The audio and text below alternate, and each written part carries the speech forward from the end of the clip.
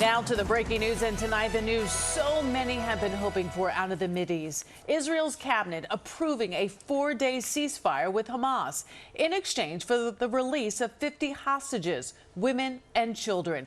In return, 150 prisoners will be released by Israel, and it's all expected to happen within 24 hours. 3 Americans are among the hostages set to be freed, including 3-year-old Abigail Moradian. Her parents were killed in the October 7th attack. She turns 4 on Friday. Now, here's ABC's Reena Roy.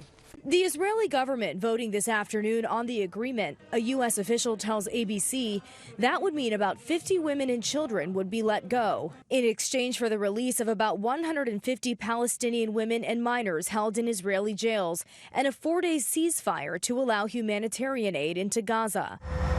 An Israeli source briefed on the deal tells ABC each day of the ceasefire would see a batch of 10 to 12 hostages released.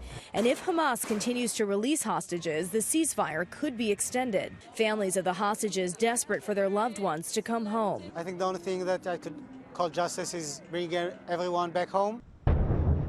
This as the war rages on in Gaza, devastating strikes killing dozens of civilians, according to the United Nations. Patients being evacuated from overwhelmed hospitals, including the Indonesian hospital in North Gaza. Children on stretchers seen loaded off a bus to another hospital in the south. This makeshift shelter set up to help Palestinians who have been displaced. UN officials saying that number is about 1.7 million in Gaza. The circumstances of our shelters very tough.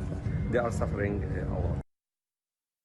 And Israel is also under fire over mounting violence from Israeli settlers against Palestinians in the West Bank amid the war, with President Biden calling on those settlers to be held accountable.